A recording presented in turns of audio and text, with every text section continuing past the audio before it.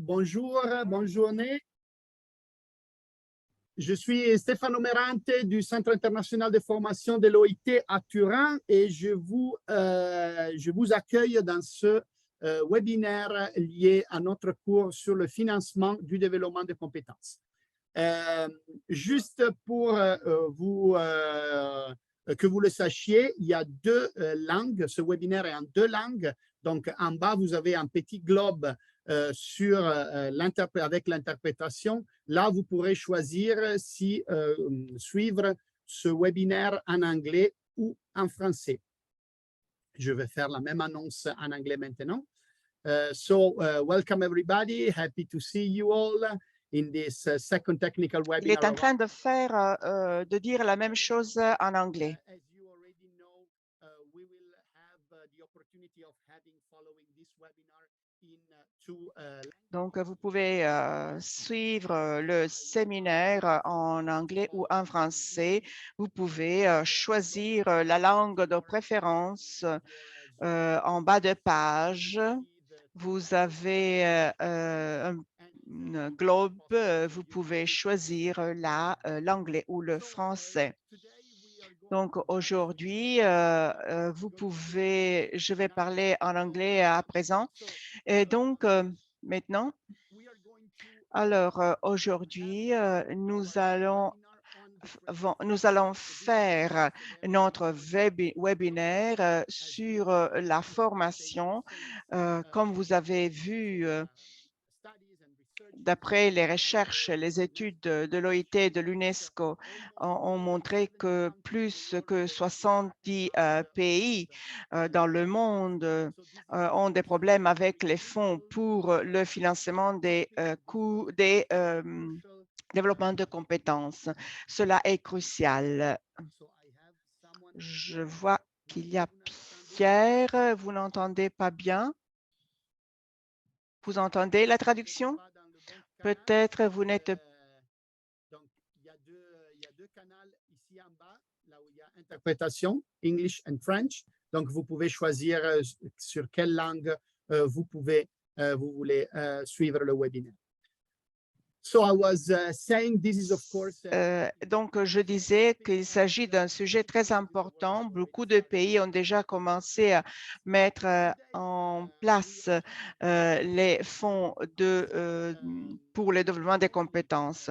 Aujourd'hui, nous avons non seulement les participants de notre cours, mais nous avons aussi d'autres personnes qui sont responsables des fonds pour la formation en Afrique. Donc, il s'agit d'un séminaire très important pour nous aujourd'hui. Nous allons faire un focus sur l'Afrique et nous allons avoir des témoignages sur comment les fonds de formation ont été utilisés dans le continent. Donc, nous avons le plaisir aujourd'hui d'avoir avec nous Jean Tossavi, secrétaire du programme du RAFPRO. Il s'agit d'une association des fonds de formation en Afrique. Nous allons écouter de M. Tossavi sur l'association et quelles sont les activités de cette association. Mais cela montre déjà comment l'importance des fonds de formation dans le continent. Il y a des pays qui ont déjà décidé de joindre leurs efforts pour mettre en œuvre des actions communes à ce niveau. Nous avons donc, de ce point de vue, beaucoup de participants qui sont impliqués dans les fonds de formation. Et puis, on va faire un focus sur des pays spécifiques. Aujourd'hui, on va se concentrer. Nous avons Philippe Andry, qui est le secrétaire général des fonds de formation pour le développement des compétences en Côte d'Ivoire. Et donc, on va faire un petit focus sur ce pays et sur l'expérience de la Côte d'Ivoire Et c'est une expérience que peut être similaire à d'autres pays. Mais comme on fait toujours dans nos webinaires, je vais commencer avec vous, avec vos connaissances, avec vos expériences. Je sais que nous avons déjà échangé à travers notre forum du cours dans plusieurs pays. Vous n'avez pas des taxes pour la formation et donc il serait intéressant de voir si il y a un intérêt, s'il y a pour parler des discussions sur ce sujet. Et donc, nous avons des collègues même du Cambodge. Peut-être on peut donner la parole au Cambodge sur les fonds de développement des compétences. Est-ce que vous pouvez nous dire quelque chose sur le développement de ce fonds? Parce qu'aujourd'hui, on va se concentrer sur les caractéristiques de ces fonds pour avoir une opportunité d'échange de connaissances. Et donc, la chose la plus importante est savoir l'origine, pourquoi le fonds a été créé, s'il a été créé, pourquoi, et donc avoir un petit peu d'histoire. La portée du fonds, cela est très important parce qu'il y a différentes géométries, si vous voulez, différentes perspectives, des différents mandats que les fonds peuvent avoir dans les différents pays et qui participent au fonds, qui sont les parties prenantes du fonds. Cela est très important parce que les fonds de formation sont très importants pour le développement des politiques de développement des compétences. Et donc, selon les parties prenantes impliquées, la structure des fonds, cela peut être intéressant. Donc, on peut partir avec le Cambodge sur l'origine, la portée du mandat et les parties prenantes impliquées. Merci, merci Stefano. Bon après-midi du Cambodge. Et donc, l'origine des fonds. Je m'excuse, mais il y a des micros ouverts. Donc, on a identifié les problèmes liés aux compétences, au manque de compétences dans les différents secteurs de l'économie. Et donc, on s'est focalisé pour améliorer les compétences des travailleurs. Donc, le ministère de l'Économie et des Finances a été impliqué pour aborder ce problème. Et pour le redéveloppement des compétences, l'origine des fonds est la suivante. Nous avons le gouvernement impliqué. Donc, le gouvernement et puis le EDB, c'est l'agence de développement du Cambodge. Et puis des autres partenaires de développement, impliqués dans le développement. Qui prend les décisions sur l'utilisation et la dépense des fonds? La décision est prise par l'unité qui s'occupe de la mise en œuvre des projets. Donc, même par le gouvernement et les partenaires de développement.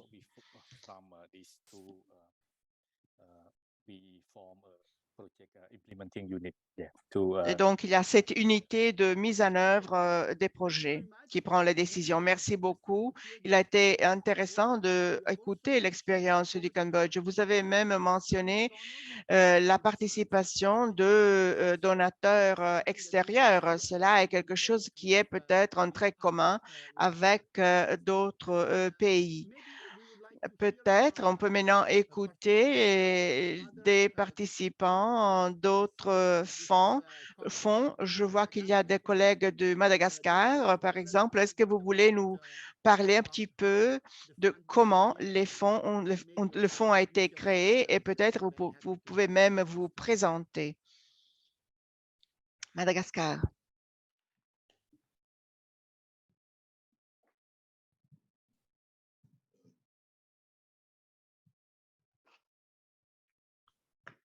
Je vais peut-être y aller en français. Ah, allez-y. Bonjour à tous. Bonjour. Je vais peut-être attendre un peu mon DG qui va prendre la parole. Monsieur Pierre.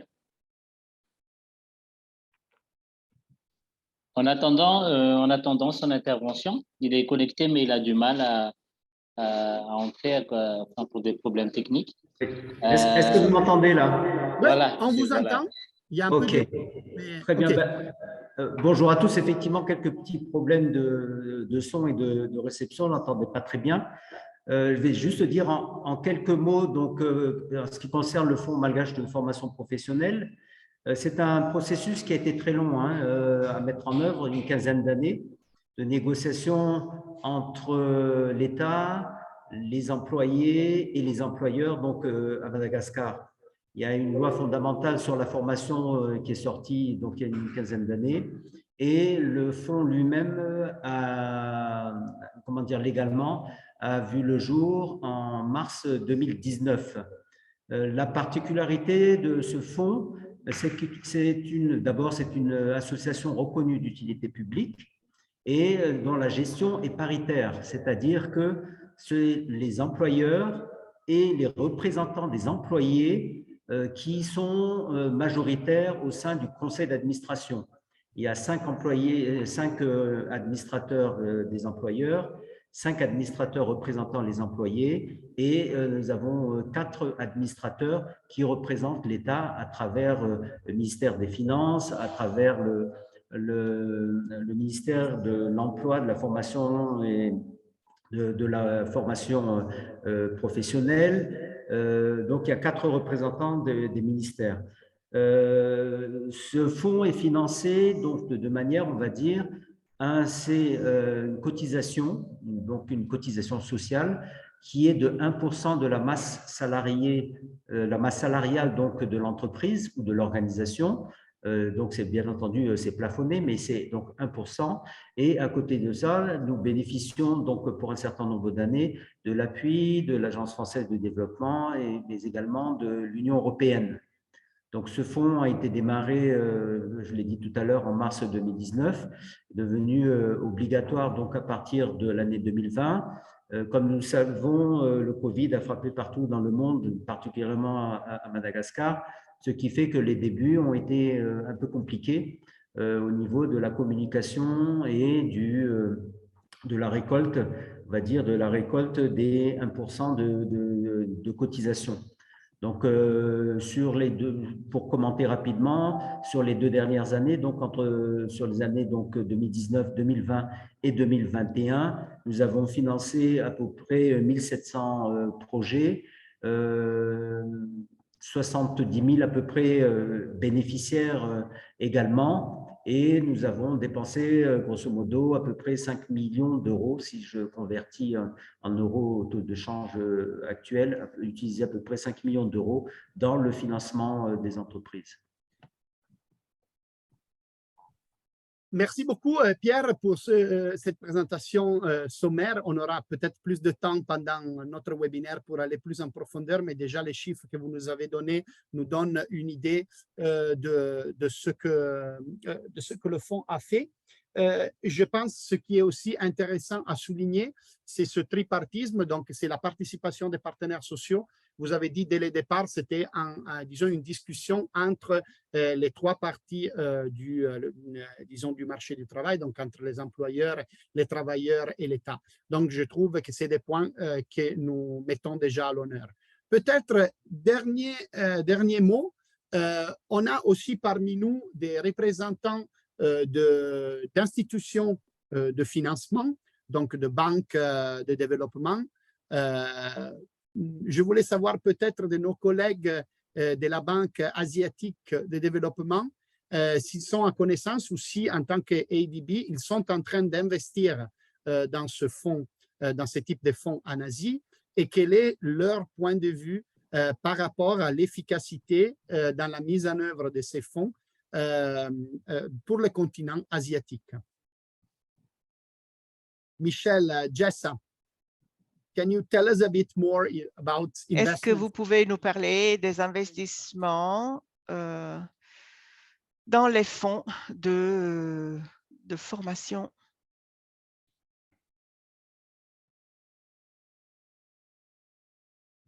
Hi, Michel. Bonjour Stefano, bonjour Michel.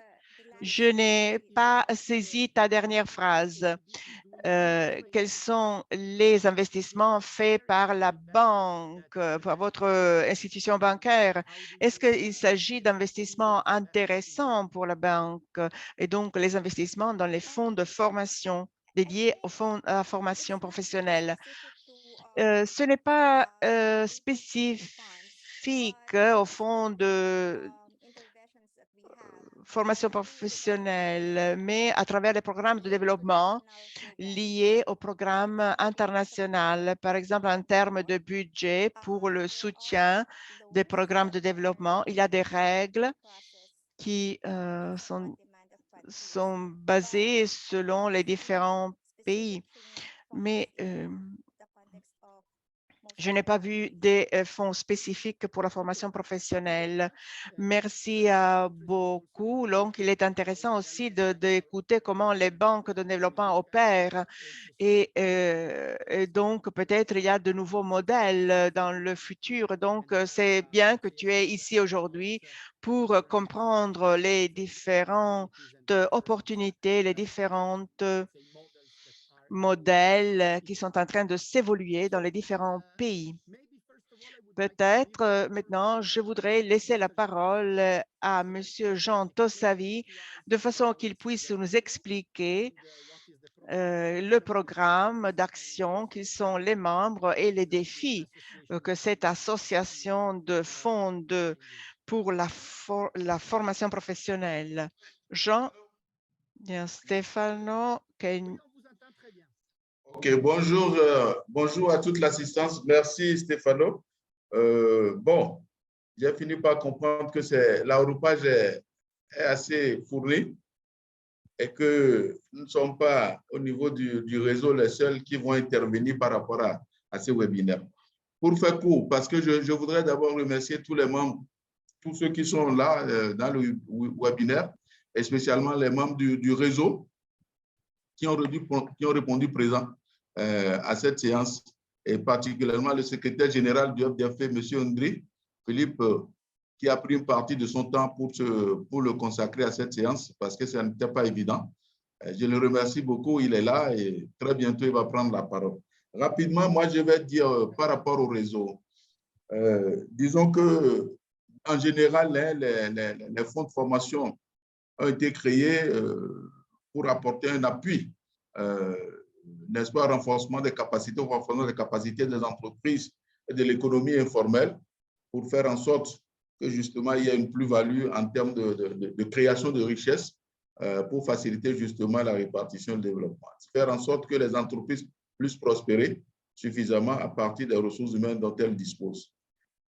En termes de bilan, on peut dire que ces fonds, le résultat est positif. C'est clair, il y a peut-être quelques recommandations pour améliorer ce qui se fait, mais en termes de bilan, le bilan est globalement positif pour ce qui concerne les fonds. Mais on s'est rendu compte que dans la plupart de nos pays, ces fonds existent, mais que les responsables n'arrivaient pas justement à se voir. C'est au gré d'une rencontre qu'on se dit, on se découvre. Il a été nécessaire de dire, mais écoutez, il faudrait qu'on fasse en sorte qu'on dispose d'un réseau, d'une association pour l'échange des bonnes pratiques et l'échange d'expériences pour faire en sorte qu'on puisse avancer, n'est-ce pas, dans le travail que nous faisons à travers les modes de gestion, les systèmes, les projets, les programmes que nous avons pour permettre à chacun de pouvoir profiter de l'expérience de l'autre et pouvoir se consolider et aller de l'avant et avoir l'appui des partenaires. C'est comme ça qu'en septembre 2006, une dizaine de responsables de fonds, sous l'appui du BIT, du Bureau international du travail, se sont réunis à Cotonou pour créer ce que nous appelons aujourd'hui cette association qui est le réseau africain des institutions et fonds de formation professionnelle. Le réseau créé ainsi, quelle est sa mission? En gros, je peux dire que c'est beaucoup plus un cas d'échange entre les responsables, un cadre d'échange de bonnes pratiques, un creuset de réflexion pour faire avancer le développement de la formation professionnelle. Donc, c'est beaucoup plus favoriser mes échanges, servir de cadre de réflexion, favoriser la reconnaissance du réseau même en tant que partenaire privilégié pour l'ensemble de ses membres, favoriser l'accès des membres aux sources de financement, et initier avec l'appui des partenaires techniques et financiers des programmes régionaux d'insertion de formation professionnelle, par exemple, mener des études et des recherches de bonnes pratiques et des méthodes en matière de formation d'insertion professionnelle et faire en sorte qu'on puisse promouvoir en réalité les institutions et fonds et faire en sorte qu'il y ait d'autres membres et d'autres adhérents. À la date d'aujourd'hui, le fonds regroupe 12 pays et 13 membres. Je viens d'entendre le DG du Fonds malgache de formation professionnelle qui est, depuis l'année dernière, le dernier membre que nous avons actuellement au niveau du réseau et nous incitons les autres à nous rejoindre massivement pour qu'on puisse travailler. En termes d'activités phares, je veux noter juste 2 activités. Nous avons eu au mois de novembre 2021 un séminaire international que nous avons fait avec l'appui des partenaires techniques financiers. Je veux nommer l'Union européenne et puis le BIT, l'Union européenne et ses organismes et le BIT avec les membres du réseau où on a discuté, échangé au Sénégal, à Saly, Portugal, sur les modes alternatifs de financement de la formation professionnelle en Afrique face aux défis du futur. Ça a été un grand rassemblement où près de 120 membres venant de divers horizons ont pu se retrouver pour réfléchir sur comment faire en sorte qu'on puisse financer justement la formation professionnelle à travers l'appui aux entreprises et puis surtout l'apprentissage dans le secteur informel. Donc, nous sommes là-dessus dans des réflexions. Nous avons échangé également à Cotonou en juin 2021 sur la question de COVID-19 par rapport à l'impact que ça a eu sur les activités des fonds et les mesures de relance. Et nous avons orienté justement notre problématique sur les nouvelles technologies, à savoir la transformation digitale qui est devenue aujourd'hui un enjeu pour tous les fonds par rapport à toutes les activités que nous menons. Nous avons en mire de revoir notre plan stratégique et de faire en sorte que nous puissions, dans les années à venir, à faire en sorte que les fonds puissent continuer toujours d'améliorer leurs dispositifs de gestion et les modes de gestion à travers tout ce qu'on aura à mettre en place et tout ce qu'ils auront à faire. Nous avons aujourd'hui également le renforcement des capacités, non seulement des dirigeants des fonds, y compris les membres des conseils d'administration, mais également surtout la formation du personnel pour faire en sorte que les gens soient toujours en situation de toujours rendre le meilleur service justement aux entreprises et à l'économie informelle. Je voudrais m'en arrêter là parce qu'il y a un exemple typique que nous allons suivre tout à l'heure à travers l'intervention de M. Philippe Ndri. On attendra pour ce qui concerne les questions qui seront posées. Merci Stéphane. Je te pose juste une question avant de rentrer dans le cas ivoirien qui va, comme tu l'as bien dit, exemplifier un peu les démarches de constitution et l'efficacité que les fonds peuvent avoir. Maintenant, je te pose une question pour avoir un débat un peu critique peut-être. Est-ce que tu penses que les fonds de formation sont l'outil qui peut réellement mettre la formation professionnelle à l'honneur des politiques dans un pays en voie de développement? Je te pose cette question, pourquoi? Parce que on s'est dit, on s'est redit, et je pense aussi dans le cours que nous sommes en train de faire avec des données, avec des échanges avec les participants, que on a quelque part une crise du financement de la formation professionnelle.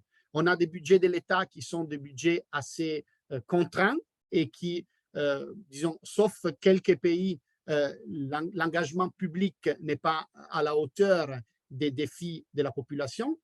on a de l'autre côté des employeurs qui de plus en plus s'engagent dans la formation professionnelle, mais évidemment aussi avec des contraintes d'ordre, disons, de l'investissement.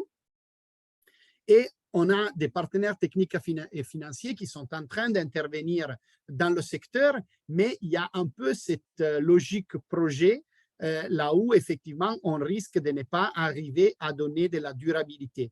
Déjà avec les collègues participants dans ce cours, il y a 2 semaines, dans notre premier webinaire, on se posait beaucoup la question de la durabilité. Et donc, il y a, oui, des investissements, il y a des projets, même des grands projets, mais après, le projet termine et ça risque de ne pas être entretenu. Donc, est-ce que tu penses, en tant que secrétaire du réseau, que, disons, dans ces prochains 5 à 10 ans, effectivement, c'est les fonds qui peuvent arriver à changer un peu la narrative autour du financement de la formation professionnelle? Merci Stéphano, c'est une question très, très intéressante et très importante pour moi. Et je peux dire déjà, ça c'est mon cri de cœur pour dire que l'avenir de la formation professionnelle se trouve effectivement dans le financement des fonds de formation. Les fonds, nos États, nos pays l'ont créé dans un but. Mais il faut faire attention, il faut faire la différence entre la formation professionnelle, dont le but est justement de faire en sorte qu'on dispose des compétences nécessaires qu'il faut pour les entreprises, pour l'économie et pour le développement, de l'enseignement technique, qui est juste un enseignement qu'on donne après pour pouvoir faire le truc là et qui finit par rattraper également, qui finit par rallier la formation. Mais si nous avons besoin des ressources humaines de qualité pour nos entreprises et pour le développement économique de nos pays, à travers les stratégies que nous mettons en place, il faut donner confiance aux ressources humaines. Et ces ressources humaines, pour les avoir, il faut investir dans la qualification. Et cette qualification passe par justement la formation professionnelle. Et ce qu'il faut, aujourd'hui, la question est là, les fonds de formation ont été créés par nos États, ont été créés par nos pays. Et on a dit, l'emphase, c'est le financement par les entreprises de la formation pour les besoins justement de l'activité. Il faut créer des richesses. Et ces richesses ne peuvent être créées qu'à travers les entreprises. Ces richesses ne peuvent être créées qu'à travers des activités qui sont des activités de l'économie. Donc, si en gros, ton raisonnement, Jean, c'est de dire les fonds sont des instruments utiles pour arriver à, comment dire, à intégrer les entreprises, les organisations d'employeurs, non seulement dans le financement, mais aussi dans la décision relative à ce financement. Il y a que, je ne dirais pas seulement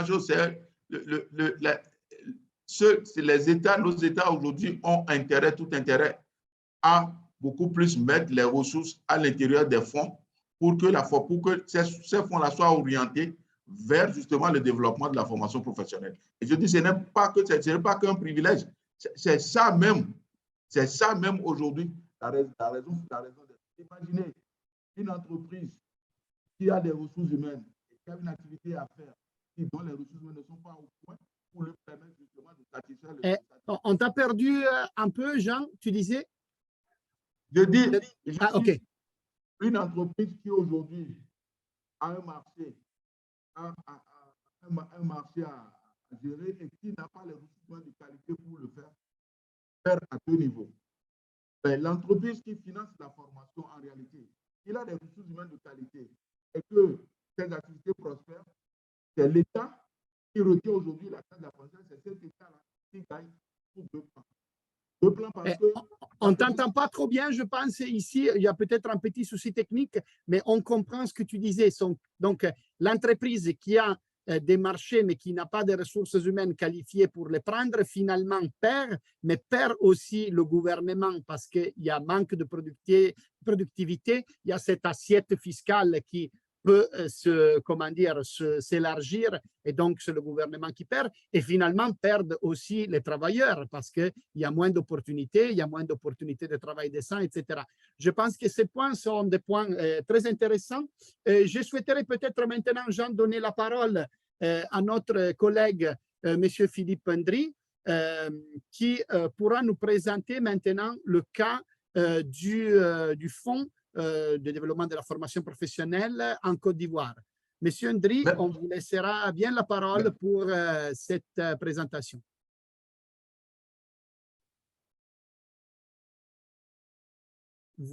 Si vous pouvez ouvrir votre micro. Voilà. C'est bon, voilà. Vous m'entendez? Oui, ouais, c'est bon, maintenant, on t'entend. Je mets le... Voilà, ça y est. OK. Bonjour Stéphano, bonjour SP Toussavi, bonjour tous les collègues, merci beaucoup. Merci pour ce privilège, cet honneur que vous nous faites de présenter le Fonds de développement de la formation professionnelle de la Côte d'Ivoire, donc qui fait partie de la grande famille du RAFPRO que le SP, le secrétaire permanent, M. Toussavi, vient de présenter tout à l'heure. Je vais vous faire partager une diapositive. Je ne sais pas si vous me suivez, si vous suivez, vous voyez la diapo? Pas encore pour le moment. Stéphano, vous ne voyez pas? Non, vous avez un bouton vert en bas pour partager l'écran. Voilà, c'est cela, c'est ce que je partageais l'écran. Voilà.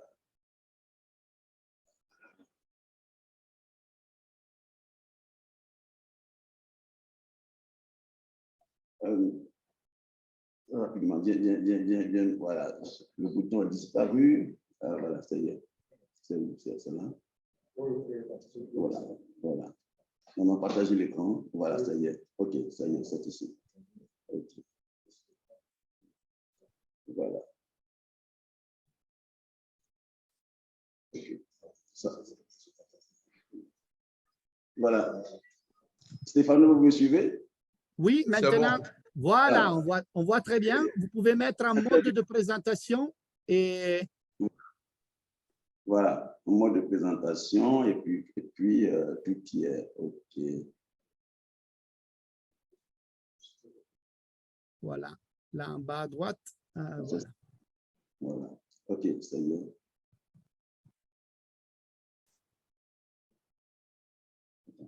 Ça se...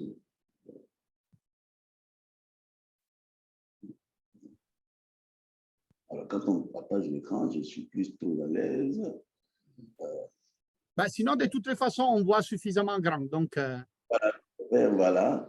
Mais ce serait mieux en mode présentation, si c'est mieux, non? Oui. OK. Voilà. Voilà, c'est bon. Ça y est. Voilà. OK, je me suis fait accompagner par l'informaticien. Voilà. Merci beaucoup. Alors, comme je l'indiquais, vraiment, c'était un grand honneur quand M. Toussavi, notre secrétaire permanent du RAFPRO, nous a donc contacté pour nous faire donner ce privilège de présenter le Fonds de développement de la formation professionnelle, qui fait partie de la grande famille du RAFPRO, l'ensemble des fonds qui constituent les institutions et fonds de formation professionnelle. Eh bien, en quelques diapos, je vais présenter le Fonds de développement de la formation professionnelle. Alors, il y aura une petite présentation, quelques produits et services, l'état de réalisation, et puis les défis et perspectives, ainsi qu'un peu le schéma qui m'a été indiqué. Alors, en termes de présentation, je voulais juste faire une petite incursion dans l'histoire de la Côte d'Ivoire en ce qui concerne les problématiques de la formation professionnelle. Déjà en 1959, très rapidement, la question de l'apprentissage a été un problème très important, au point où une taxe avait été instituée déjà en 1959. Nous étions encore un an avant 1960, donc un an avant notre indépendance. Et donc l'apprentissage avait été institué pour justement adresser les questions de formation professionnelle, d'accompagnement des jeunes, etc., et trouver déjà les ressources pour engager les chantiers qui vont s'ouvrir à la faveur donc, de l'indépendance. Et déjà, notre premier président avait eu déjà conscience de cette situation. Notre premier président s'appelait donc Félix Houphouët-Boigny, personnel, avait eu déjà conscience de ça. Alors qu'il était déjà député simplement en Côte d'Ivoire, avait institué ce qu'on a appelé l'aventure 46, c'est-à-dire 158 enfants avaient été envoyés en France ça comprenait aussi bien des enfants ivoiriens, comme à l'époque déjà le Burkina Faso actuel, donc parce que ça prenait des jeunes du Burkina, du Bobo, du Lasso, de Ouagadougou, et donc déjà pour aller en France. Donc pour dire que déjà il avait cette vision que la formation était déjà quelque chose d'important. Et en 1966, il y a eu la création d'un organe qu'on appelle l'Office national de formation professionnelle pour déjà prendre en charge toutes les questions de formation pour accompagner on va dire le développement de la Côte d'Ivoire. Et un peu plus tard, en 1977, il y a eu une autre taxe qui a été instituée, qui est la taxe additionnelle à la formation professionnelle continue. Donc, c'est cette taxe qui donc était gérée toujours par l'ONFP, l'Office national de la formation professionnelle, en 1977 déjà. Et puis, il y a eu quelques évolutions. En 1987, il y a eu une création également d'un autre fonds qu'on appelle le Fonds national de régulation, qui gérait les deux taxes. Donc, qui était une gestion unique de la taxe de la formation professionnelle continue. Et un peu plus tard, dans le cheminement, à la faveur d'un grand programme qu'on appelait le programme de valorisation des ressources humaines, qui avait été donc mis en place par l'actuel président de la République, son excellence M. Alassane Ouattara, qui était déjà Premier ministre à cette époque, a engagé donc ce grand programme de valorisation des ressources humaines et qui a généré la création donc du Fonds de développement de la formation professionnelle en 1991 pour la loi des finances de 1992 et donc institué par ce décret que vous voyez et lequel décret a connu quelques évolutions. J'en parlerai. Il y a eu un changement en 1995, après un changement en 2019, et puis un petit changement en 2021. Mais bon, mais ce n'est pas tout à fait c'est juste au niveau de quelques éléments de réglage. Le fonds est demeuré dans son mode opératoire. Alors, la mission, c'était de contribuer au développement de la formation professionnelle. Donc, plusieurs actions de formation, plusieurs actions sont adressées, notamment des actions de formation destinées aux salariés des entreprises, quelle que soit leur taille, les petites, les grandes, etc., les moyennes entreprises. Des études également ayant trait à la planification générale de la formation professionnelle continue. Des actions également de formation d'apprentis et des projets collectifs de formation et de développement des capacités de la population active, des populations qui ne sont pas cotisantes, qui ne payent pas des taxes, des actions de formation en direction donc, de la formation initiale et ensuite des actions visant à assurer une meilleure adéquation entre l'emploi et la formation. Donc, c'était vraiment les missions qui ont été assignées à cette institution, à sa création. Les ressources, c'est essentiellement le budget du fonds de développement. Il faut le dire. Pardon? Allez-y, allez-y. J'ai muté. Allez-y, vous pouvez y aller. Très bien. Alors, donc, le fonds, les ressources, fondamentalement, sont constituées de deux taxes. Il y a la taxe additionnelle de la formation professionnelle continue, qui est de 1,2% de la masse salariale des entreprises. Et puis, ça, c'est la taxe de la formation professionnelle continue. Et ensuite, il y a la taxe d'apprentissage, qui est constituée de 0,4% de la masse salariale des entreprises. Et comment ces ressources sont recouvrées? Eh bien, le recouvrement des taxes se fait par la Direction générale des impôts. C'est via donc la Direction générale des impôts que nous recouvrons ces taxes-là. Ce n'est pas nous qui allons directement sur le marché, au niveau des entreprises pour la collecte des taxes. Maintenant, à côté de ces ressources, évidemment, il y a des ressources additionnelles que nous pouvons mobiliser, ce qui a été le cas dans les années 2000. Nous avons pu mobiliser des fonds auprès de la Banque mondiale pour financer des projets en direction de la population active, c'est-à-dire des populations qui ne payent pas les taxes. Alors, comment nous sommes organisés? Nous avons donc deux organes principaux. Il y a d'abord le comité de gestion, qui est l'instance de décision, qui est l'organe de décision. Et comme l'a indiqué tout à l'heure le collègue de Madagascar et monsieur le secrétaire permanent l'a indiqué aussi dans le RAFRO, dans le cadre du RAFRO, donc c'est un organe qui est tripartite. Un organe qui est tripartite, qui comprend donc l'État, les employeurs et les travailleurs. Donc il y a trois collèges qui gouvernent donc le comité de gestion. Alors ce comité de gestion se décline en d'autres instances de décision. Il y a par exemple la commission permanente qui travaille sur les projets, l'agrément des projets, l'agrément des actions, des plans de formation d'un certain niveau. Et puis, il y a deux autres comités que nous avons mis en place qu'on appelle les comités spécialisés. Il y a un comité spécialisé qui s'occupe donc de l'audit et de la gestion des risques. Et un comité spécialisé qui s'occupe des investissements, de la stratégie, des recrutements et des rémunérations. Donc ça, ce sont les comités spécialisés, mais fondamentalement, l'organe de base, c'est le comité de gestion. Et en dessous donc, du comité de gestion, il y a l'organe exécutif, qui est le secrétaire général, donc qui est dirigé par le secrétaire général et qui comprend plusieurs directions, 5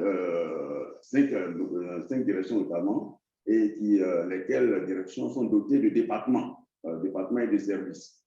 Et ensuite, nous avons également créé une maison qu'on appelle la maison de l'apprenti, donc la maison de l'innovation, du développement et de la prospective, donc qui est à Grand Bassam et qui est donc en charge de la recherche, développement et l'innovation. Ensuite, il y a 6 antennes régionales, donc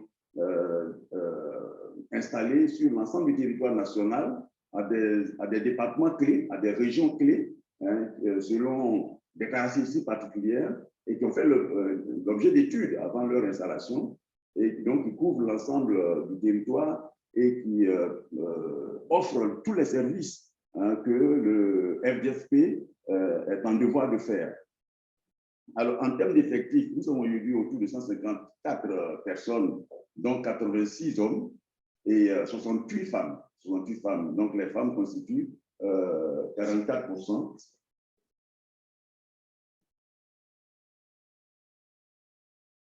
Alors, donc, 68 femmes, donc 64% de l'effectif.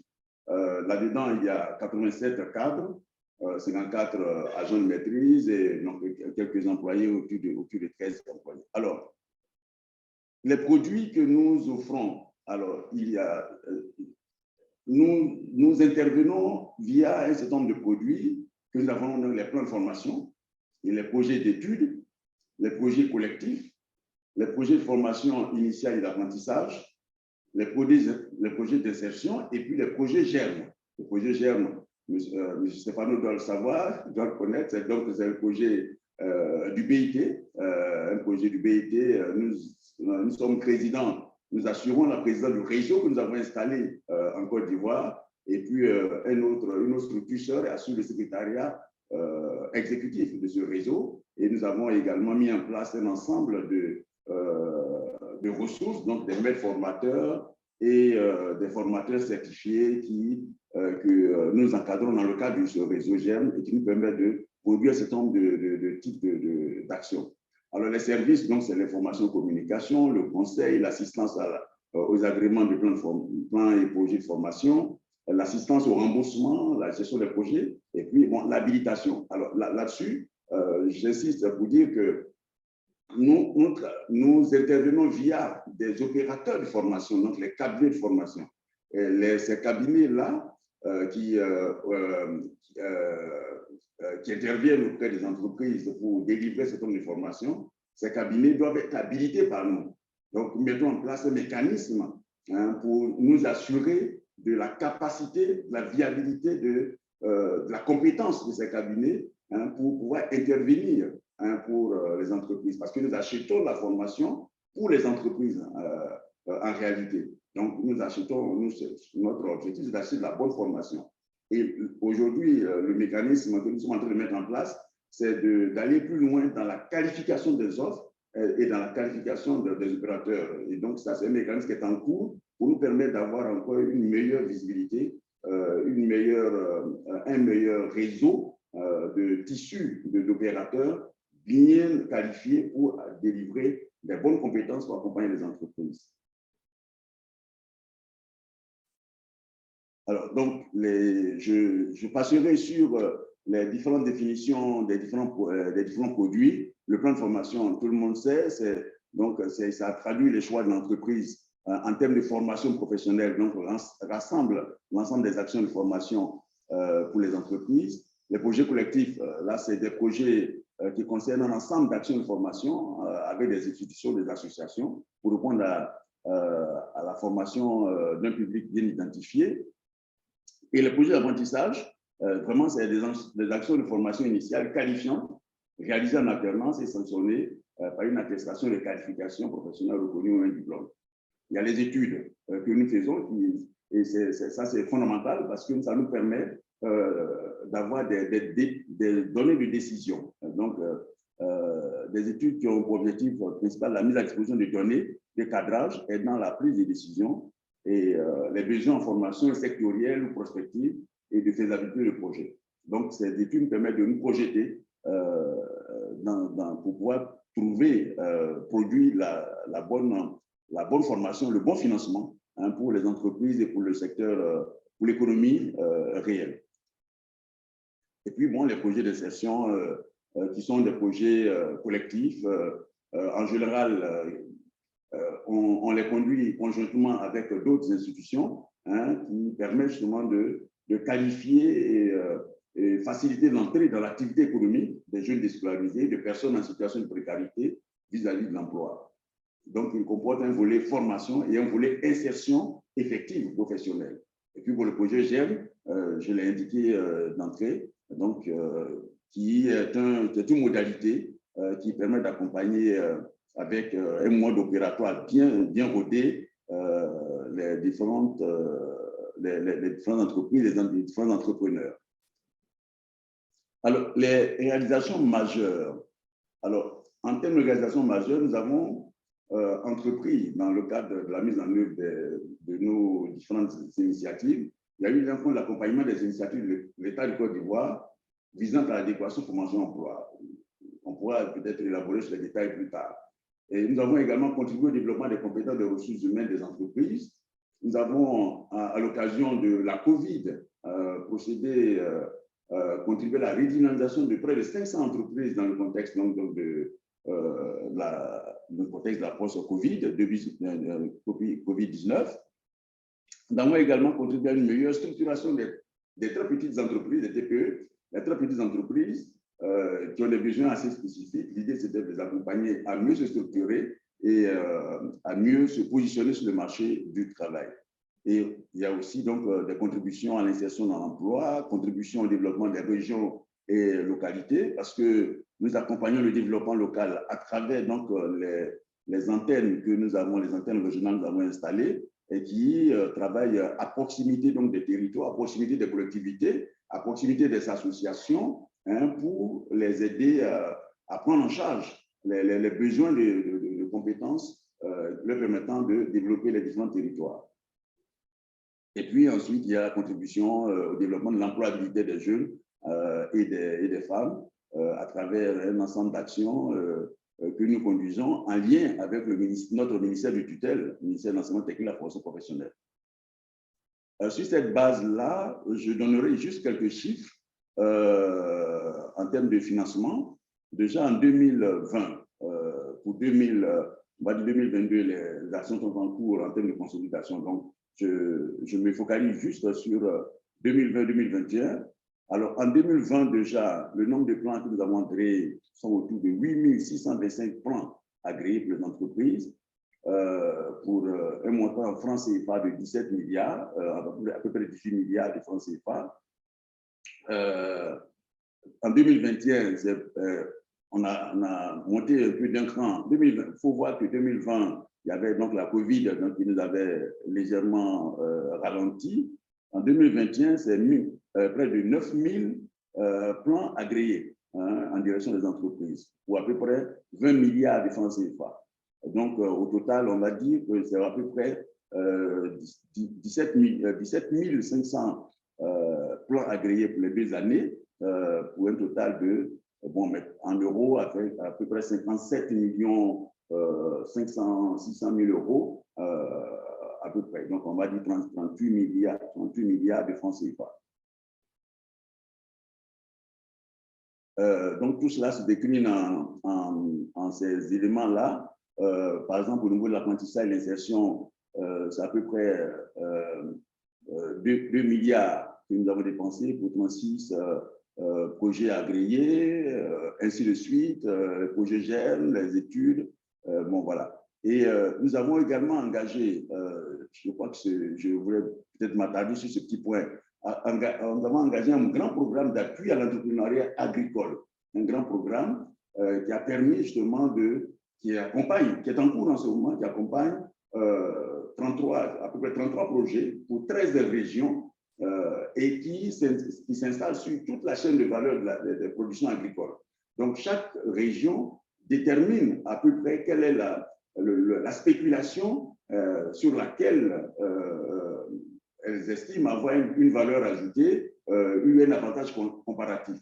Et donc, relativement à cela, nous mettons en place tout un programme qui commence depuis la production jusqu'à la première transformation. Et donc, ce projet-là coûte à peu près 2 milliards de francs CFA. Et donc, au total, déjà à ce stade, on est autour de 15 millions d'euros pour 166 projets et plans de formation à créer en cours de réalisation. Pour certains qui sont déjà achevés, pour d'autres en cours de réalisation. Alors, en termes de perspective, il y a, comme je l'ai indiqué, nous avons notre organisation aujourd'hui qui est nous sommes un établissement public, mais avec un caractère particulier. Nous ne sommes pas établissement public national à proprement parler, nous sommes un établissement public un peu, on nous appelle des assimilés. Alors l'idée pour nous, c'est d'engager une réforme qui nous donne un véritable statut conforme à nos missions.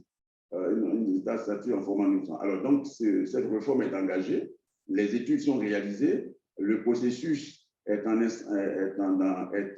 en cours pour la validation de cette réforme qui nous donnera un statut plus flexible, plus proactif et qui nous permettra d'être plus dynamique et de délivrer vraiment des réponses opérationnelles rapides aux besoins qui sont exprimés, aussi bien pour le secteur structuré des entreprises, comme l'économie, le secteur même des activités économiques, le secteur non structuré.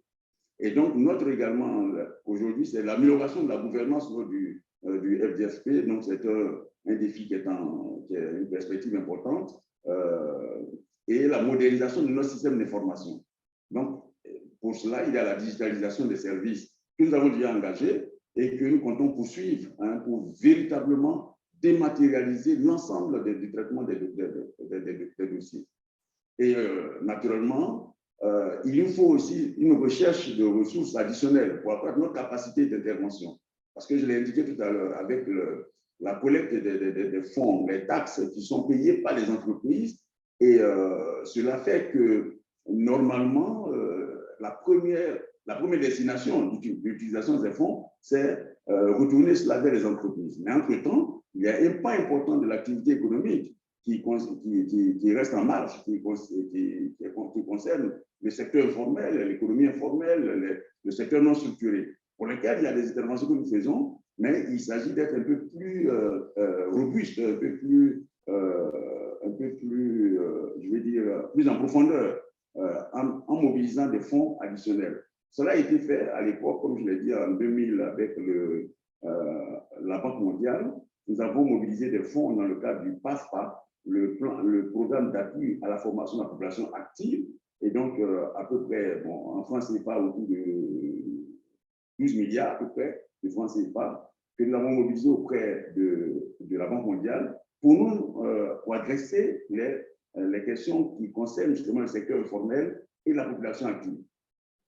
Donc, la question de la mobilisation additionnelle de fonds est une question fondamentale. Et donc, pour le financement de nos cotisants notamment, et la poursuite de nos collaborations donc, avec nos partenaires institutionnels, la mise en place d'une démarche qualité que nous avons engagée, des études sont en cours pour véritablement avoir une approche certifiée, qualifiée. Donc, cette démarche est en cours. une démarche également est en cours pour installer une véritable charte d'éthique et de déontologie.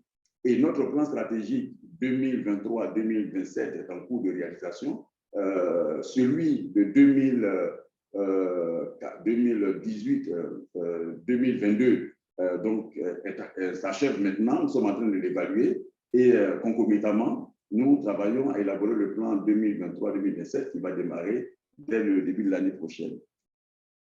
Mais voilà, donc je m'arrête là et je vous remercie pour votre aimable attention et donc j'attendrai donc s'il y a des échanges ensemble avec M. Tosavi et les autres collègues, on pourra toujours élaborer davantage sur un certain nombre de points. Et je vous remercie, Stéphano, merci beaucoup. Merci beaucoup, mais j'ai déjà des questions. Donc, sans vous mettre en difficulté, mais juste des questions pour continuer le débat. Je pense deux questions en particulier. Oui. Alors, d'abord, toutes les, disons, les recherches, les études menées nous disent que c'est les grandes entreprises qui tendent à réaliser plus d'investissements dans la formation. Et il y a d'ailleurs un contenu particulier pour nos collègues qui sont en train de suivre ce cours sur notre plateforme d'une revue qui a été faite par le BIT l'année passée sur les investissements sur le développement des compétences dans les petites et moyennes entreprises. Donc, je sais, vous l'avez déjà cité en partie, que votre fonds est en train de mettre à l'honneur vraiment le travail avec les petites et moyennes entreprises. Donc, peut-être, si vous pouvez nous raconter un peu plus comment, parce qu'on a tendance à penser que la grande entreprise fait plus rapidement, plus facilement un plan de formation, a peut-être même une meilleure visibilité sur les nécessités qu'elle a, de manière à court terme et moyen terme, tandis que pour les PME, c'est difficile d'avoir ce type de visibilité. La deuxième, c'est la question que je pense est une question intéressante pour beaucoup de pays qui sont représentés aujourd'hui, et c'est la question du secteur informel, donc de l'économie informelle. Et il est clair que si une grande partie de cette économie, de ce secteur, c'est en lien avec le secteur formel, il y a des chaînes de valeur qui sont là. On pourrait citer évidemment certains secteurs comme le BTP et d'autres dans lesquels des entreprises formelles se font en réalité accompagner par des entreprises informelles dans leur pratique. Or, comment est-ce que vous êtes en train de travailler? Vous l'avez mentionné aussi, vous avez mis un bullet point dans votre présentation, peut-être on voudrait en savoir un peu plus. Comment vous avez travaillé ou vous entendez travailler sur le secteur informel, sur aussi, vous parlez de projets d'apprentissage, l'apprentissage professionnel informel étant si important en Afrique de l'Ouest comme moyen de développement de compétences. Donc, est-ce que vous opérez au financement de ce type d'apprentissage? Donc, ça, c'est peut-être mes deux premières questions. Après, j'ouvrirai aussi le partage aux autres collègues. On a encore une solide vingtaine de minutes pour discuter avec vous, Philippe, et merci beaucoup déjà pour votre présentation excellente. Et d'ailleurs, tous nos congratulations à l'équipe du FDFP qui est vraiment si actif dans le pays. Peut-être vous pouvez arrêter l'écran de manière à ce que, comme ça sera plus facile de nous voir à l'intérieur de la plateforme. Donc, ça, c'est mes deux questions. Dans l'entretemps, je souhaiterais que les collègues, s'ils veulent poser des questions ou aussi faire des témoignages ou d'ajouter des points, n'hésitez pas à lever votre main ici sur Zoom ou à écrire vos commentaires ou la volonté de prendre la parole dans le fil de discussion de cet appel. Allez-y.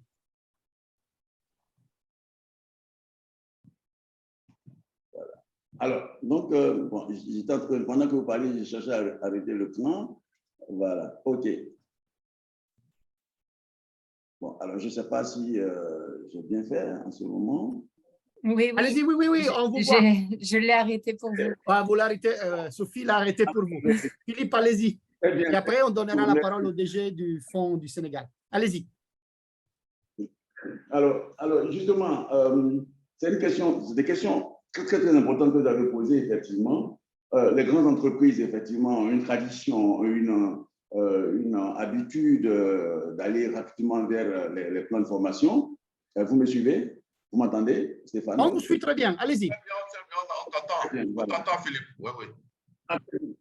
Très bien, merci. Alors, donc, effectivement, vous avez parfaitement raison. Mais en ce qui nous concerne, dans notre configuration ici paraît un peu particulière, c'est que déjà dans nos statistiques, au niveau des très petites entreprises, c'est autour de 41% de demandes de formation. Très petites entreprises. Alors, mais nous avons essayé de monter un programme en leur direction parce qu'on a estimé que non seulement elles sont des très petites entreprises et leur niveau de cotisation est très faible. Leur niveau de cotisation est très faible et on s'est rendu compte que le niveau de financement que nous leur accordons est plus que proportionnel, vraiment plus que proportionnel par rapport à leur niveau de cotisation. Donc, on a estimé qu'il était bon de monter un grand programme, un programme qui les accompagne selon les filières, selon les besoins, selon les secteurs. Et donc, ce programme a été conçu et qui collectivise, on va dire, les différents besoins pour pouvoir jouer sur l'économie d'échelle. Et sur cette base-là, donc, les petites et moyennes entreprises sont vraiment prises en charge véritablement à ce niveau. Donc, des programmes, des plans de formation sont en cours dans ce sens-là.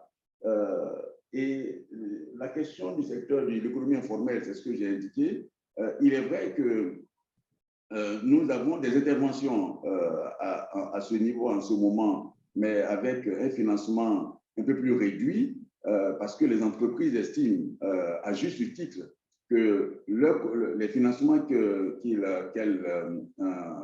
les différentes taxes qui sont collectées doivent vraiment retourner en majorité vers leurs besoins de formation. Parce que nous avons été donc créés dans ce sens-là pour acheter de la formation pour ces entreprises. Mais cependant, elles concèdent qu'il y ait un certain pourcentage qu'on puisse mettre à disposition pour financer les actions de formation, d'accompagnement dans le secteur informel, pour travailler, développer les compétences sur les questions même de sous-traitance, etc., dans le BTP, ou travailler sur les chaînes de valeur dans le secteur agricole, etc. Mais nous estimons que ce financement n'est pas suffisant pour véritablement adresser l'ensemble des besoins. C'est pour cela que l'une de nos perspectives, l'un de nos défis, c'est de pouvoir mobiliser des financements complémentaires. Et donc, nous sommes dans cet état d'esprit, mobiliser des financements complémentaires qui, comme on l'a déjà fait, je l'ai indiqué avec l'exemple que nous avons fait avec la Banque mondiale, et qui justement permettra d'être un peu plus, d'aller plus en profondeur pour adresser les besoins de formation dans le secteur non structuré, le secteur informel de l'agriculture. Donc, voici un peu ce que je peux dire sur ce point. Merci beaucoup. Les questions continuent. Je te pose la question de nos collègues, de Michel, notre collègue de la Banque asiatique de développement. Donc, c'est une question qui t'arrive de l'autre bout du monde. Et c'est un peu sur la machine, sur le fonctionnement. Donc, la question que Michel nous pose est une question sur le flux de fonds. Alors, elle vous demande comment accède-t-on aux fonds? Donc, les individus ou les entreprises font-ils des demandes pour accéder aux fonds? Et si oui, est-ce qu'il y a une limite de fonds que l'entreprise peut récupérer? Et donc, c'est une obligation de remboursement. En gros, les entreprises versent leur impôt. Comment est-ce qu'elles récupèrent cette taxe qu'ils ont payée? Donc, ça, c'est la question un peu sur le fonctionnement. Comment fonctionne un peu le travail? Ah, d'accord. Alors, il y a deux choses là-dedans. Effectivement, j'ai bien compris la question. Il y a d'abord l'accès aux fonds, comment les fonds leur sont retournés et comment les décisions sont prises au sein du FDFP pour pouvoir octroyer ces fonds. Alors, il y a deux choses. Les fonds, les besoins sont exprimés par les entreprises et ces besoins sont enfermés dans des plans de formation. Alors, les conseillers en formation du FDFP les accompagnent ensemble avec des opérateurs spécialisés, des opérateurs de formation, des experts. On accompagne ces entreprises à analyser leurs besoins de formation et à définir les actions de formation prioritaires pour l'année en cours. Et ces actions de formation sont enfermées dans des plans de formation et qui nous sont déposés au sein du FDFP. Alors, ces plans de formation font l'objet d'instructions, font l'objet d'analyse au niveau du FDFP et font l'objet d'agrément par la suite par nos instances, par notre instance d'agrément. Je vous ai indiqué que nous avons un organe au-dessus de nous qu'on appelle le comité de gestion, et lequel comité de gestion a en son sein des organes spécialisés, notamment la commission permanente, qui est un organe plus opérationnel et qui va statuer sur l'ensemble des plans de formation qui ont fait l'objet d'instructions et qui enferment les besoins de formation présentés par les entreprises. Et dès lors que ces plans sont agréés, alors donc ils sont notifiés aux entreprises bénéficiaires pour leur dire que bon, les plans sont agréés et elles ont telle durée pour réaliser la formation. Et en ce moment-là, elles prennent la tâche. Nous informons également l'opérateur ou les opérateurs, puisque selon les actions de formation, il peut y avoir un ou plusieurs opérateurs de formation, ou plusieurs experts qui sont identifiés et qui vont accompagner l'entreprise en mettant en œuvre les différentes actions de formation. Donc, voici comment ça se passe. Et les paiements... Mais la limite, si moi, en tant qu'entreprise, j'ai payé 50 millions de francs d'impôts, qu'est-ce que je peux récupérer? Alors, en fait, il y a... donc, il n'y a pas... On peut estimer qu'il n'y a pas une limite fondamentalement comme ça. Il n'y a pas quelque chose de mécanique qui est adressé, mais proportionnellement à votre niveau de financement et par rapport aussi à votre histoire dans les cotisations, parce qu'il peut arriver que certaines entreprises payent déjà les taxes pendant longtemps sans demander de la formation. Et dès lors qu'elles demandent la formation, en ce moment-là, on estime que pour ces entreprises, il y a des réalisations d'un certain niveau à mettre en œuvre. Donc, il y a l'instruction se fait. D'abord, il faut retenir aussi que les 1,2% en dehors des 0,4% qui sont payés pour adresser les questions d'apprentissage, les 1,2%, l'entreprise ne paye pas la quantité immédiatement. L'entreprise paye la moitié, 0,6%, et il y a une partie qui reste devant l'entreprise et qui constitue ce qu'on appelle le financement direct de l'entreprise. Donc, dans l'instruction, on va d'abord épuiser le financement direct. C'est la part que nous demandons à l'entreprise de garder. Et puis après, on vient en financement complémentaire si les 0,6% n'ont pas pu couvrir l'ensemble des besoins exprimés par l'entreprise. Et maintenant, les 0,6% qu'on demande à l'entreprise de garder par devant elle, si elle ne les a pas utilisés en fin d'année, elle est obligée de nous régulariser, qu'on va utiliser pour financer la formation des autres entreprises, parce qu'on est dans un système de mutualisation des ressources. Donc, il y a donc le premier niveau, le premier palier, c'est donc les 0,6% que nous demandons à l'entreprise de garder par devant elle pour financer de façon directe la formation. Et quand c'est couvert, ce n'est pas suffisamment couvert, alors que les besoins sont là et que nous avons analysé, agréé par disons en raison de leur priorité et en raison de leur importance dans le développement du secteur, dans le développement de l'entreprise, alors on vient en financement complémentaire qui peut être 2 fois ou 3 fois parfois le besoin qui a été exprimé. OK. Merci beaucoup, Philippe. Je pense que ça nous donne une idée de la complexe machine qui est derrière la gestion de ces fonds. Et vous avez dit, c'est des fonds quand même vraiment très conséquents. Donc, il y a réellement un engagement très, très fort dans la gestion. J'ai une question provocatrice, mais je la laisse pour la fin de notre webinaire. Mais préparez-vous. Je suis aussi très content de pouvoir donner la parole à Madame Sophie Diallo, DG du 3FPT. Madame, s'il vous plaît, vous êtes en train de demander la parole. Merci beaucoup. Bonjour à tout le monde. Donc, toutes mes félicitations pour la tenue de cette session-là. Peut-être j'allume rapidement la vidéo. depuis Dakar. Toutes mes félicitations. Bonjour à tout le monde. Donc, moi, je voulais faire une contribution tout à l'heure par rapport à la mobilisation des ressources. On a évoqué la disponibilité d'une taxe qui provient en fait de la contribution forfaitaire à la charge des employeurs. Pour nous, au Sénégal, c'est une taxe de 3%. Et il y a une forte réforme où 100% de cette taxe est dédiée au financement de la formation professionnelle.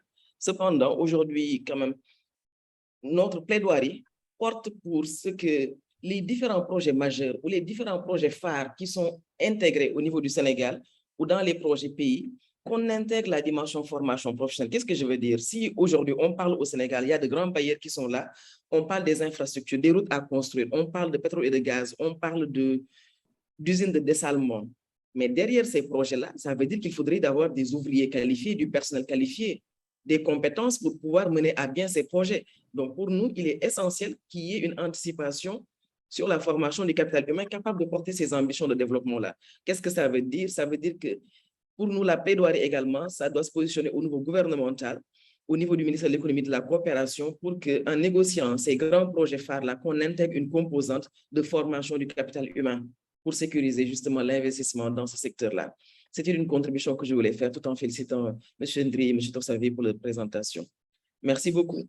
Merci beaucoup, Madame Diallo. Je pense que vous mettez en exergue un point fondamental qui est le lien en général entre action d'investissement public ou privé et action de formation. C'est un lien, je trouve, vraiment incontournable dans certains pays. On a même fixé des règles par rapport à l'attribution des marchés publics que l'on doit effectivement prévoir des actions de formation. Et c'est effectivement, disons, en termes de mobilisation des ressources, c'est un levier de plus. Comme vous avez dit, c'est des actions de plaidoyer qui se mènent et c'est un levier de plus pour pouvoir abonder les fonds, pour pouvoir structurer maintenant de plus en plus ces actions de formation vis-à-vis du secteur privé, vis-à-vis des entreprises. Il y avait, M. Ndri, encore une question pour vous. Le nombre d'entreprises cotisantes. Je ne sais pas si vous aviez déjà mentionné ça. C'est une question qui vous provient de M. Kamano. Si vous avez un chiffre par rapport au nombre d'entreprises qui cotisent au FDFP. Oui, alors, oui, c'est une question importante, une question qui fait vraiment l'objet de beaucoup de préoccupations à notre niveau d'ailleurs, parce que cela également concerne notre niveau de collecte de fonds pour pouvoir adresser la question du financement de la formation. Alors, à ce jour, nous sommes autour de 22 000 à peu près entreprises cotisantes. Mais ceci dit, c'est à peu près, on va dire, le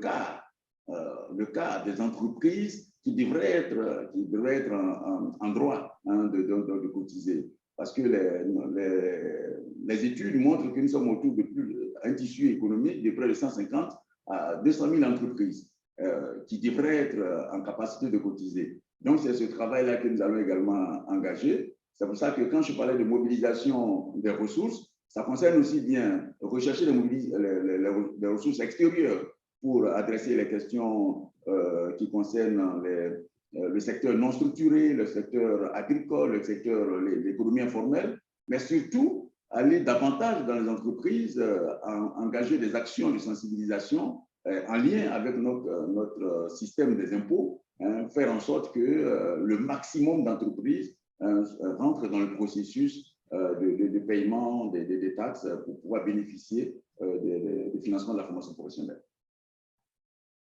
Merci beaucoup. Je pense que ça, c'est un point important, c'est de connaître le nombre, mais aussi connaître quelle est la part de ce nombre vis-à-vis de l'ensemble de l'économie. Donc, je trouve que c'est un point important.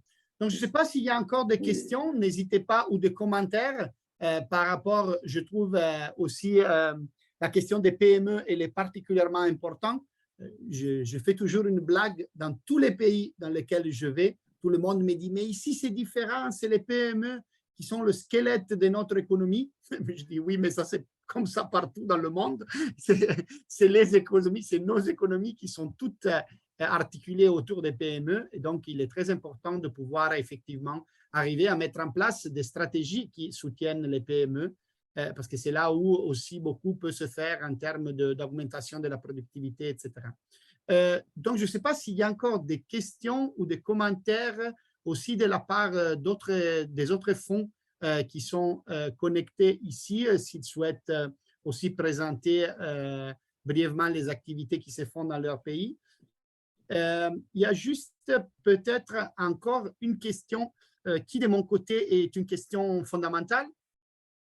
Et c'est la question de la relation entre les fonds de formation et les ministères qui sont en charge de, disons, de la formation professionnelle et technique.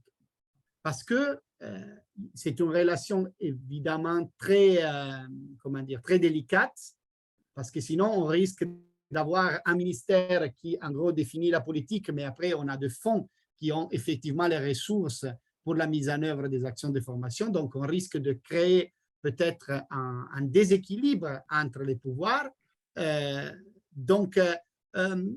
Je vois des évolutions. D'ici, je dis toujours à Turin, on a quand même un point d'observation assez privilégié, vu la possibilité de pouvoir échanger au jour avec les responsables des systèmes de formation professionnelle partout dans le monde. Donc peut-être, Jeanne, je te remets dans la boucle de ce webinaire sur cette question de la relation entre fonds de formation et plus en général, le dispositif de gouvernance des systèmes de développement de compétences. Ce lien très étroit qui existe entre gouvernance et financement, entre prise de décision et mobilisation des ressources, affectation des ressources. Comment est-ce que vous voyez ce point de votre point de vue ou de votre perspective, vu que le réseau quand même fédère différents pays avec différentes structures? Jean. Merci Stéphano. Je voudrais déjà remercier l'ensemble des participants et saluer véritablement les directeurs et les représentants des directeurs des institutions et fonds membres du RAFRO qui sont là et qui suivent. C'est bien dommage, il y a M. Camara du Mali qui vient suivre, mais à un moment donné, j'ai cru comprendre qu'il a été plus ou moins désactivé. Je ne sais pas s'il est déjà revenu et s'il a des... Il est là, il est là. D'accord, ok, tant mieux. Merci M. Camara, c'est bon. Donc, par rapport à la question, je voulais déjà intervenir, mais par rapport à la relation entre les fonds de formation et les ministères en charge de la formation professionnelle et technique, il ne devrait pas avoir de l'ombre d'un doute ou quelques frictions, il ne devrait pas en avoir. Parce qu'en réalité, les fonds de formation mettent en œuvre la stratégie de développement dictée par l'État. Et l'un des bras de l'État sont les ministères en charge de la formation. Donc, la politique c'est la politique qui a été déterminée par l'État au plus haut niveau, du point de vue stratégique. C'est cela que les fonds de formation opérationnalisent en réalité. Les fonds n'ont pas un autre objectif que de mettre en œuvre la politique déterminée au plus haut niveau. Et cette politique, elle est déterminée non pas uniquement par les ministères en charge de la formation, mais c'est l'ensemble des parties prenantes au plan économique et au plan social qui s'entendent pour dire voilà la vision et voilà l'option que nous voulons pour notre État, pour ce qui concerne notre développement dans le futur. C'est vrai, il y a un ministère qui est en charge et c'est ce ministère qui, au plan stratégique, est à la manœuvre. Mais les institutions et fonds sont des bras séculiers, des bras opérationnels pour la mise en œuvre de cette politique-là. La plupart, un certain nombre de fonds ont comme structure de tutelle, justement, c'est le ministère en charge de la formation professionnelle. Ça ne devrait pas poser problème. Mais là où les ministères, les autres fonds ne sont pas sous la coupe de ces ministères, ne devraient même pas avoir de plan non plus, en tenant compte de cette cohésion de l'action gouvernementale. Cette cohésion de l'action gouvernementale qui doit permettre quand même de dire voici les options qui sont prises par l'État et par rapport à ça, voici ce que les fonds doivent faire. Ce qui est heureux pour la plupart des fonds, quand on met en place le conseil d'administration ou le comité de gestion tripartite, là, vous voyez toujours que les ministères en charge de la formation professionnelle ont leurs représentants au sein du conseil d'administration qui est l'organe de décision au niveau des fonds de formation. Ce qui veut dire qu'ils sont à même d'apporter justement d'apporter l'élément qui fait, disons, l'indication qui permet de dire voici la vision de l'État, voici la direction, l'orientation que le gouvernement donne à telle activité. Et c'est ça qui est traduit sous forme de besoins et de demandes au niveau des différents partenaires des fonds que les fonds mettent en œuvre. Donc, le financement de la formation n'est pas dicté par le fonds, mais c'est dicté par la politique, c'est dicté par le conseil d'administration qui est l'organe des décisions. Et c'est les ministères en charge, étant membres de ces institutions fonds, ont le devoir d'apporter justement cette version des faits pour permettre au fonds de bien orienter les ressources et de faire en sorte que ces ressources-là puissent être utilisées à bon escient pour ce que le gouvernement a mis en place et leur portion à jouer à ce niveau-là. Je crois qu'il y a une très bonne relation, il y a un très bon tuilage entre les ministères en charge des formations et les fonds de formation. Il n'y a même pas de raison que les fonds ne soient pas orientés également et regardent de ce côté-là par rapport à ce que l'État met en place par rapport à ce niveau. J'aimerais revenir sur quelque chose que le SG du FDF a déjà dit, c'est la question de la répartition, si vous voulez, des ressources à travers ceux qui ont cotisé au niveau de tout. Et il a déjà dit, c'est une question de mutualisation. On mutualise les ressources pour dire aujourd'hui, même si celui qui a cotisé, a cotisé à travers l'impôt, a remis les ressources, s'il n'a pas le besoin de la formation aujourd'hui, ces ressources-là peuvent être utiles à d'autres structures, à d'autres entreprises. Mais demain, s'il en a le besoin et qu'il l'exprime, on peut lui financer 2 ou 3 fois sa mise parce qu'il est dans le besoin et cette orientation est bien déterminée au niveau de tout. Donc, on gère en réalité cette mutualisation-là. Et ceux qui ne cotisent pas, on gère, c'est la gestion de la solidarité aussi parce que là, il y a de la main-d'œuvre qui est utilisée. Il y a aussi une orientation qui permet à cette entreprise-là de pouvoir gagner des marchés et faire en sorte que demain, cette entreprise puisse cotiser beaucoup plus pour ce qui concerne le développement au niveau de tout. Je crois que ces questions-là sont intéressantes. Maintenant, par rapport à la mobilisation, nous avons diverses sorties au niveau du réseau. Vous avez les gens, vous avez des fonds, des institutions de fonds qui collectent cet tas d'apprentissage et cette information professionnelle par les fonds eux-mêmes. Par les fonds eux-mêmes. Et la question posée par Étienne Kamano de l'NFPP de Guinée n'est pas innocente. Savoir quel est le nombre d'entreprises cotisantes au niveau de choses là. La Guinée collecte, le fonds guinéen collecte ces ressources-là au niveau de choses. Ce qui veut dire que c'est les entreprises qui s'adressent directement, remettre leurs ressources directement à ce fonds-là pour faire. Combien d'entreprises cotisent sur le nombre d'entreprises existantes? Ça, c'est un problème. Ceux qui collectent à travers la Direction générale des impôts, en principe, ne devraient pas avoir beaucoup de difficultés parce que si c'est une taxe affectée, d'accord, mais si les relations sont telles que la Direction des impôts et le fonds de formation doivent travailler de pair, on doit pouvoir obliger toutes les entreprises à cotiser, à verser cette cotisation-là comme tous impôts qu'ils payent à l'État. Mais il y a des fortunes diverses. Il y a d'autres, ça passe par le gouvernement, c'est beaucoup plus simple. On sait que c'est le gouvernement, c'est les impôts qui collectent, c'est à rentrer au trésor, mais sortir, ça devient difficulté. Ce qui fait que du coup, il y en a qui sont sous subvention et qui n'ont pas tout le montant qui devait leur revenir, ce qui fait que ça limite un peu les actions d'intervention par rapport aux besoins exprimés. Les besoins qui s'expriment, ils ne peuvent pas venir à bout parce qu'ils n'ont pas les moyens nécessaires pour pouvoir satisfaire tout le grand nombre au niveau. Donc, il y a plein de choses, de réflexions que nous mettons sur la table. Et ce que je voudrais dire pour finir, c'est qu'il faudrait que les gouvernements et les partenaires techniques croient justement en ces fonds-là, parce qu'il y a la pérennisation de la formation, du financement de la formation passe par les fonds. Ce n'est pas des structures qui ont été décidées par les entreprises elles-mêmes uniquement, mais c'est une obligation qui a été faite et l'État met en place ces fonds qui sont souvent des établissements publics. Il faudrait forcément qu'on leur donne les moyens de leur politique, qu'on leur donne les moyens pour pouvoir aider l'État, non seulement à pouvoir avoir des ressources humaines de qualité, mais également à permettre à l'État d'avoir beaucoup plus de ressources. Parce qu'une entreprise qui prospère et qui a suffisamment de bénéfices ne va pas lésiner à payer ses impôts.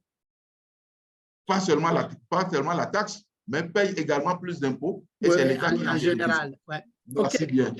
Merci Jean. Merci beaucoup pour la réponse.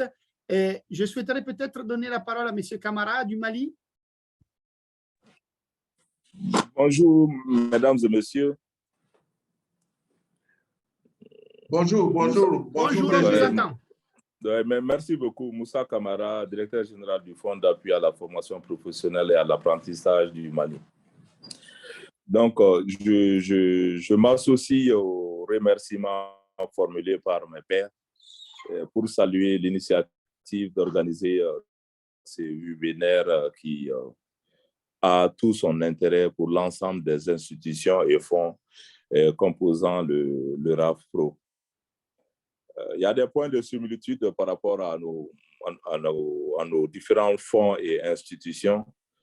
Et ce que je voulais faire remarquer en ce qui concerne le Mali, nous avons depuis 2019 une suppression de la taxe de formation professionnelle qui était de 2% de la masse salariale des entreprises. Et le fonctionnement est assuré strictement par la subvention de l'État.